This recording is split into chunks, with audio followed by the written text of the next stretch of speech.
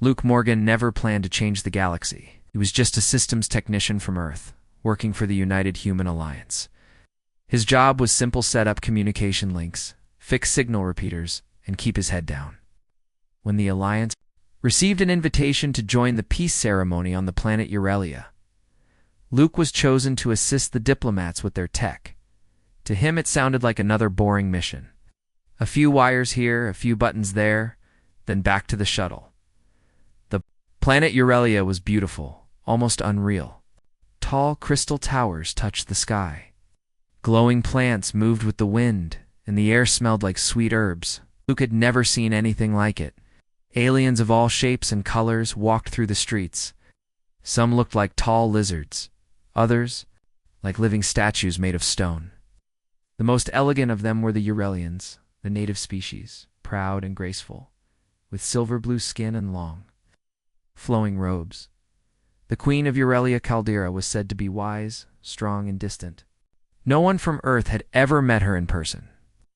Rumors said she spoke 20 languages and ruled with fairness. Luke didn't think much about her. Queens and kings didn't bother with people like him.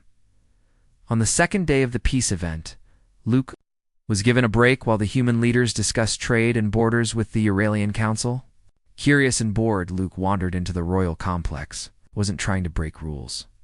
There were no guards or signs, just empty halls with glowing lights and soft music. One hallway was lined with strange symbols and golden doors. One door stood open, and he stepped inside. The room was large and round, with a pool of clear water in the center. A small pedestal stood at the edge, holding a glowing blue crystal. Luke, thinking it might be some kind of energy source, walked closer to scan it. His wrist device beeped strangely, but before he could stop it, the screen flashed green. A soft wind blew through the room, and the crystal lit up brighter. Suddenly, the walls glowed with moving patterns. A deep hum filled the air. Luke stepped back, eyes wide. He didn't know what he had triggered. Then, without warning, a tall figure entered the room. It was her, Queen Caldera. She walked in slowly, her long robe shimmering like starlight. Her silver eyes looked straight at Luke. There was no fear in her face, and only surprise. Then something else. Calm acceptance. "You have completed the bond," she said softly. Her voice echoed, like two voices speaking as one. What bond?" Luke asked, confused and nervous. "You have touched the crystal of unity," she explained. "That act in this sacred chamber means one thing. By ancient law, we are now joined." Luke blinked. Joined, like married. "Yes," Caldera replied. "You are now my life mate." He felt the air leave his lungs. No. This has to be a mistake. I didn't know. I thought it was just a power source." Caldera tilted her head. "The crystal does not choose by chance. It responds to intention and presence. You were meant to be here." Before he could protest more, guards entered the room. They looked at him, then at their queen. Instead of attacking or arresting him, they bowed. "My queen," one said, "we have been alerted. The council has been informed." "Let them prepare," Caldera answered. "The ceremony is complete. The bond is sealed." Luke's head spun. He had touched a crystal. Now he was married to the alien queen of an entire planet.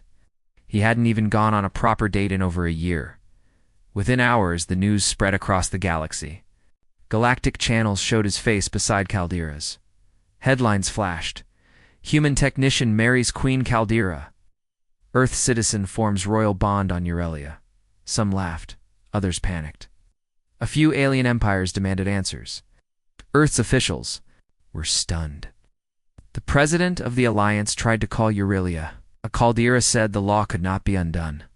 Luke was given a private room in the palace. It was too big, too quiet, and filled with soft lights and floating pillows. He didn't sleep that night. He just stared at the ceiling and thought, "What have I done?" The next morning, Caldera visited him. She brought food, alien fruits, and warm bread that glowed slightly. She sat down without guards and looked at him closely. "You are not what I expected," she said. I didn't expect this either, Luke replied. But the bond is made, she said, and I will honor it. You are now part of the royal family. I'm not royal, Luke said. I'm just a tech guy. I fix things. I don't know anything about ruling or laws or whatever this is. Then you will learn, Caldera said simply. I did not expect love from this, but perhaps ... peace will come. Luke didn't know what to say. Outside the palace, the world kept turning. But for Luke Morgan, everything had changed. He wasn't just a technician anymore.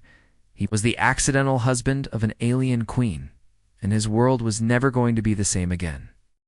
The palace was no longer quiet. From every corner of Aurelia, officials, nobles, and visitors came rushing to confirm the strange news. The queen had bonded with a human, not a warrior, not a noble, not even a diplomat, just a technician from Earth. And now, by law, he had the title Royal Consort. Luke Morgan still didn't understand what was happening. One moment he was fixing a relay box, and now he had his own chamber. His name written in royal scrolls, and alien news cameras following him everywhere. Early the next morning, Caldera's voice echoed through his door. We must appear together, she said. It is tradition. He opened the door and stared at her. Her silver robe shimmered, as if it was woven from light. Appear for what? He asked. The bond must be seen by the people, she said. You are my partner now. Must know you. Luke hesitated. I'm not ready. Still don't know what half the people are saying. And I definitely don't know how to stand next to a queen without embarrassing myself. Caldera gave him a small smile. Then walk beside me as a human, not as a prince. He sighed, put on the clean white robe a servant had given him, and followed her through the palace halls. Outside the main tower, thousands of Eurelians stood in silence. Glowing drones floated in the air, recording every movement. The twin suns shone brightly, and flags waved in soft wind. Caldera stepped onto the crystal platform and lifted her hand. My people, she said in her powerful, calm voice. I bring before you the one chosen by the crystal of unity. Luke Morgan of Earth. The crowd didn't cheer. They didn't boo either. They just stared, curious, confused. Luke stepped up next to her. He forced a small wave and smiled awkwardly. Someone in the back clapped. Slowly, others joined in. It was not loud, but it wasn't cold either. Back inside, Luke dropped into a soft chair. That was terrifying, he muttered. Caldera sat across from him. You did well? No, I almost tripped on my robe. That's expected, she said. Our robes are tricky, Luke chuckled. You always joke like this? Only with those I trust, she answered. Their talks became longer each. Day Luke asked questions about her people, her history, and her duties. She listened as he shared stories from Earth about crowded cities, funny food names, and holiday traditions. Caldera was especially curious about pizza and ice cream. Would like to taste them one day, she said softly. Luke laughed. Deal. But you might want to avoid pineapple on pizza. That starts wars where I come from. Their bond was still strange, but it was no longer silent. Meanwhile, on Earth, leaders scrambled to respond. Emergency meetings were held. Advisors argued. Some saw this as a disaster. Others saw opportunity. If the Queen truly accepted a human consort, maybe Earth could gain influence in the Galactic Council. Luke didn't care about power. He just wanted to go back home, maybe fix a few panels and be invisible again. But the galaxy had other plans. 3 days later, Caldera received a secret message. Few members of her royal circle were not happy with the bond. They thought the old laws should be changed, that no alienist, especially not a human, should stand beside the Queen. I'm not welcome? Luke asked when she told him. Some fear change, Caldera said. They fear what they do not understand. But fear is not law. I didn't mean for any of this, Luke said quietly. And yet, you are here. She replied. That night, Luke couldn't sleep. Walked to the garden and looked at the stars. The sky on Aurelia had 2 moons, both glowing blue. The garden lights flickered like fireflies. He heard soft steps behind him. Caldera stood nearby, holding a cup of warm nectar. Can't sleep either? she asked. Too many thoughts, he said. Do you regret it? I don't even know what it is, he answered. I didn't choose this, but I don't regret meeting you. She nodded slowly. I've had many offers over the years, warriors, nobles, leaders, all strong, all powerful. But none saw me as I am. They saw only the crown. I still see the crown, Luke said, smiling. It's very shiny. Caldera laughed for the first time. It was soft and beautiful.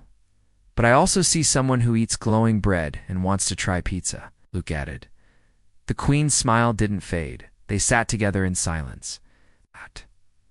Under the blue moons, as distant stars blinked like sleepy eyes, days passed slowly in the royal palace. But something inside Luke Morgan began to change. The alien halls that once felt too big, too shiny, too strange now, started to feel familiar. He no longer jumped at the soft whispers of servants or the floating message orbs, even stopped getting lost in the crystal corridors. Mostly, but the biggest change was in how he saw Caldera. She wasn't just the queen anymore. She was a woman who carried the weight of a planet on her shoulders. Every day. Her steps were always strong, but behind her eyes, Luke sometimes saw deep tiredness. She handled politics, alliances, and speeches with calm grace, but in quiet moments. She would sit by the garden alone, watching the wind touch the glowing trees. One evening, Luke found her there. She didn't speak at first. The air was quiet, filled with the hum of nature and the soft song of crystal birds. Long day, he asked. She nodded. It's many voices, not enough honesty. He sat beside her, stretching his legs. I've been thinking, he said, maybe I could help. I don't know politics, but I know how to fix things. Maybe I can fix something here. Caldera turned to him. That wasn't on purpose, he replied with a weak smile. Many great changes start by accident, she said gently. From that day, Luke made it his mission to understand the world he was now part of. He visited the common districts, met with engineers, builders, and young students. Most were surprised to see he was supposed to be behind palace walls, not walking among everyday people. But Luke liked it better that way. He learned that Aurelia was not perfect.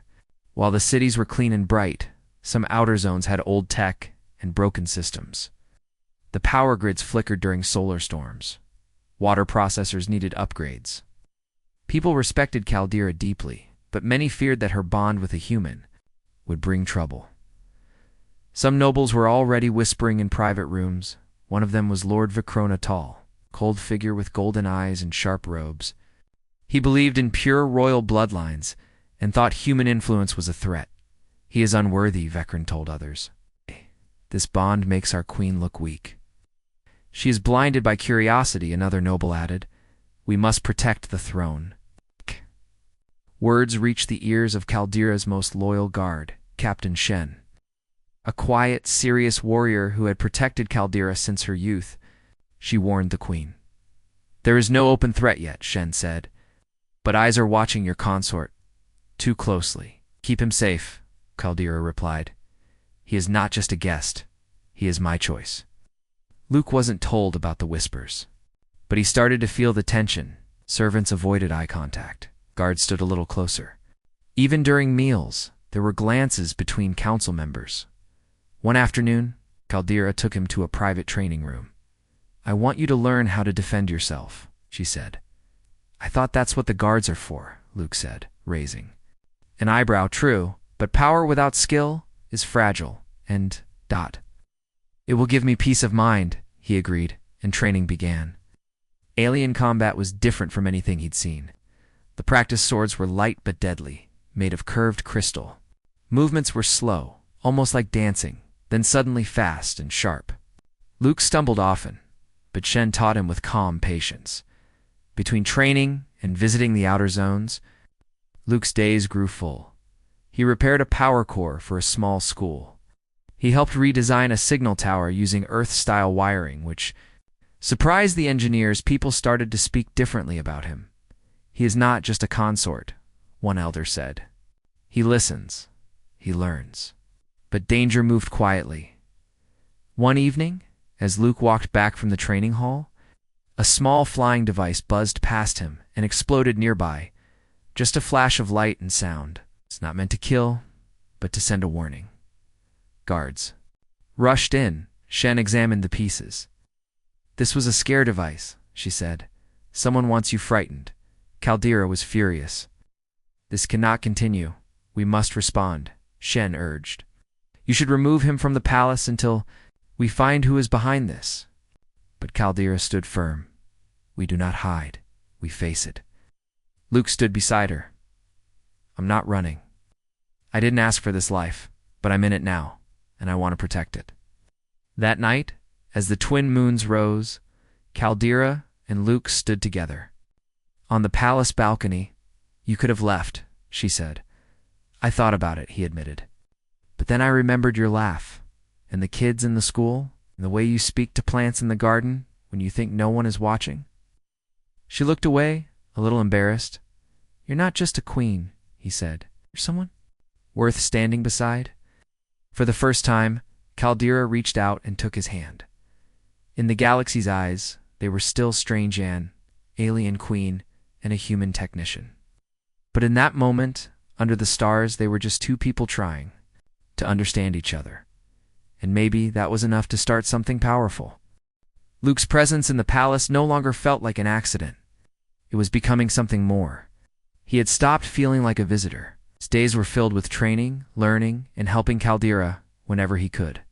Still, there was an uneasy feeling in the air, like a storm waiting just beyond the horizon. One morning, the palace hall was quieter than usual. Even the usually talkative guard stayed silent. When Luke stepped into the main chamber, Caldera was already seated on her throne, but her face was tight, her eyes sharp. "What's going on?" Luke asked softly. Walking toward her, she looked up. "There has been a breach." "What kind?" "A message," she said, "sent from inside the palace. It revealed your daily schedule to someone outside the royal court." Luke felt cold. "So someone inside is working against me?" Caldera nodded. "Perhaps against me too." Before Luke could say more, Captain Shen stepped forward with a data crystal. "We found traces in the message stream.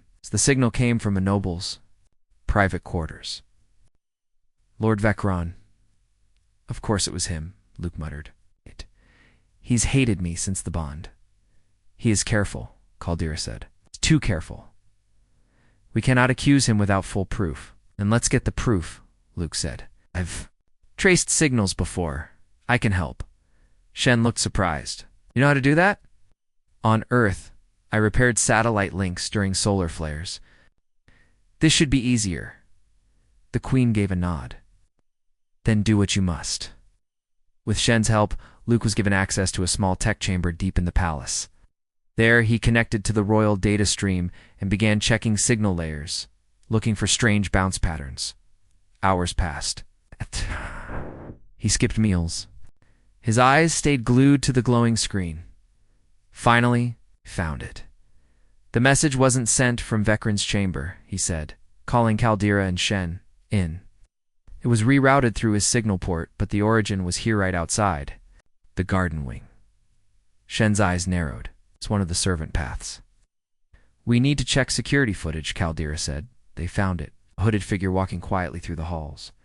Not a servant, not a noble, someone wearing a stolen uniform. The figure placed a small transmitter under a bench, then vanished into the shadows. Shen made her move quickly. Guards sealed off the palace. Every person was checked.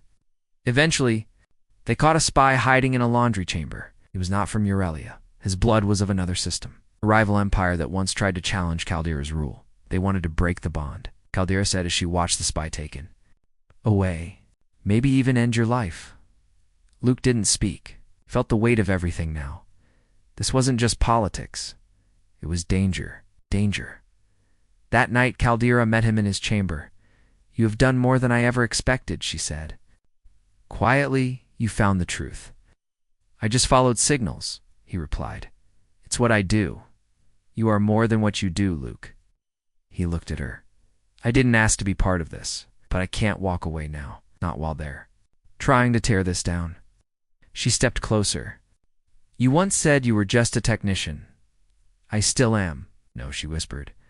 You are the reason I am not standing alone. Their hands touched again, but this time it felt different. Not just out of duty, not just because of the bond, because they wanted to. The next day, the council chamber was full. Caldera had called a special gathering. Nobles, advisors, and top generals filled the crystal room. Luke stood beside her, not behind her, but beside her. We have uncovered a plot, Caldera began, not only to spy on our royal household, but to harm the bond that connects to worlds. Murmurs spread through the chamber. We found the spy, she continued, and we know who helped him from outside our planet. But we also learned something else. Unity does not weaken us, makes us stronger. Her voice echoed through the hall. This human, she said, turning to Luke, has shown wisdom, patience, and courage. He's not here by accident. The bond chose well. Then she reached out and held his hand in front of them all. Some nobles stood in silence. Others slowly nodded. Not everyone clapped, but many did. After the meeting, Lord Vecrun approached them. I admit I misjudged, he said. Slowly. I still have doubts. But I see now that he is more than he appears. We all are, Luke replied. Even you. Vecrun gave a small bow, then walked away. The palace mood shifted after that. Luke was no longer followed with wary eyes. People greeted him in the halls. Caldera allowed him to attend council meetings as a quiet listener. He didn't speak much, but when he did, the room grew still. Even Shen, the quiet protector, began to trust him fully. One evening, Caldera and Luke stood on the highest balcony, watching the stars move across the sky. What now? He asked. Now. We prepare, she said, because this was not the end, only the beginning. He looked at her. Whatever comes next, I'll face it with you. The galaxy had tried to tear them apart, but their bond was still strong, and the shadows had failed to break them. The peace inside the palace did not last long. 2 weeks after the spy was caught, a coded message arrived at the edge of Eurelia's star system. It was from a powerful noble family on a nearby world. They believed Caldera had weakened the throne by bonding with a human. They claimed ancient laws had been broken. They demanded that she step down or face war. Caldera did not flinch when she read the message. But Luke saw the small tremble in her hand after she placed the crystal scroll down. They will attack, he asked. Yes, she said quietly. They see our unity as weakness. Then let them see it as strength. She looked at him, surprised. Speak like a leader. I'm still just a technician, he said. But I'm also your partner, and I'm not letting anyone tear this apart. Soon the palace filled with movement. Generals arrived. Ships were prepared. Caldera's council argued over strategies. Some wanted to defend from the skies. Others wanted to strike first. Luke watched and listened. He didn't know war, but he knew systems. He knew how to think differently. When Caldera sat alone that night, Luke joined her. I've been studying their fleet, he said. It's strong, but it has a weakness. She raised an eyebrow. Go on. They use wide-range shielding. It's very powerful, but it drains fast if hit from multiple sides at once. If we can trick them into focusing their shield in one direction, then hit from the opposite angle, they'll lose power. You think like a soldier, she said. I think like someone who plays a lot of strategy games, he replied with a smile. Caldera nodded slowly. It could work. The plan was approved. Luke, though not a commander, was asked to guide the signal coordination from the main defense tower. It would be dangerous, but he agreed. On the day of battle, the sky turned dark. Ships from the rival noble fleet approached like a swarm of metal beasts, sent a final message: step down or be destroyed. Caldera stood on the palace steps and replied, her voice sent across the stars. I will not bend, and I will not stand alone. The battle began. Energy blasts lit the sky. Caldera's ships followed the plan, pulled the enemy into a trap, drawing their shield energy forward. Then Luke, from the tower, gave the signal. Now, 3 hidden fighter units struck from behind, hitting the exposed engines. The enemy shields cracked. The surprise worked. Their ships began to fall back, some spinning out of control. But then, A second wave came. More ships, stronger ones. Kaldur's fleet was outnumbered. Inside the tower, alarms blared. Power levels dropped. One of the shield stations exploded near Luke, throwing him across the room. His arm burned, but he pushed through the pain and crawled to the panel. "Backup systems in line," said through gritted teeth. In the palace, Caldera prepared to leave. "I'm going to the front," she told Shen. "It's too dangerous," Shen argued. "They must see me fight," Caldera said. "They must see that I do not hide behind walls." "Then I'll go with you," Shen said. But as Caldera stepped into her armor, she paused. "Bring him," she said. "Who?" "Luke." When they reached the hangar, Luke was waiting, arm wrapped in bandages. "Face tired but ready. You should rest," Caldera told him. "I'll rest after we win. Together." They boarded the Royal Command ship. Caldera took the helm. Luke worked beside her, guiding signals, redirecting weapons. The enemy was pushing hard, but Caldera's presence on the battlefield changed everything.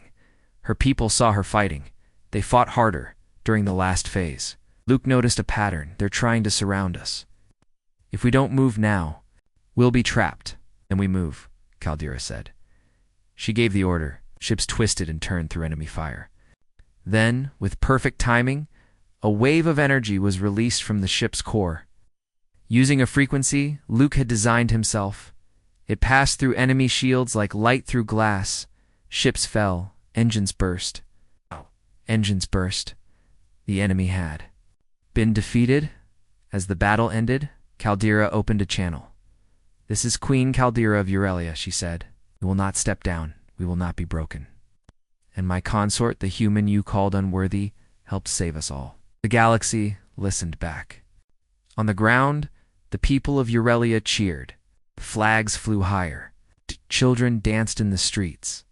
And in the palace, no one whispered about the bond anymore.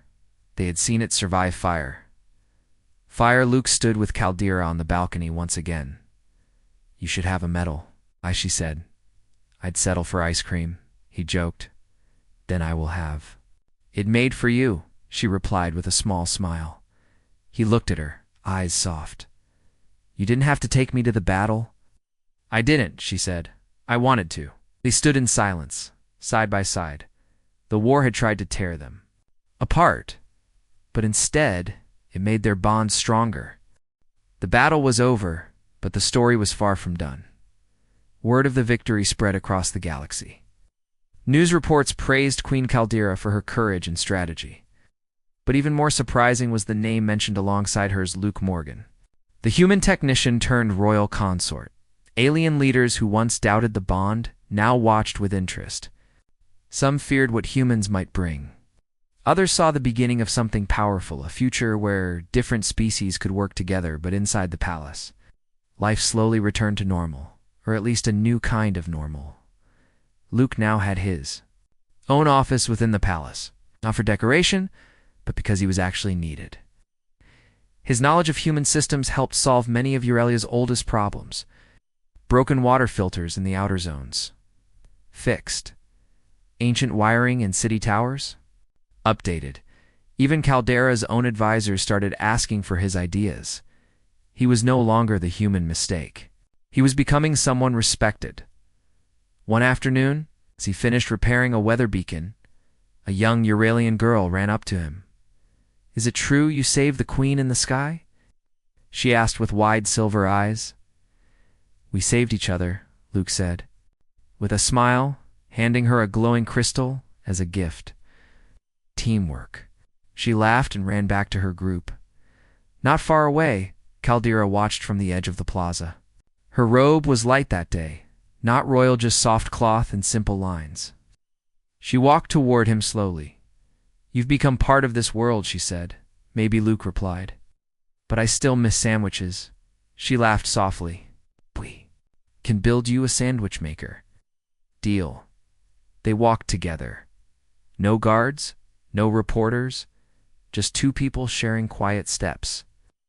The city had changed around them. More humans had arrived, scientists, diplomats, even artists.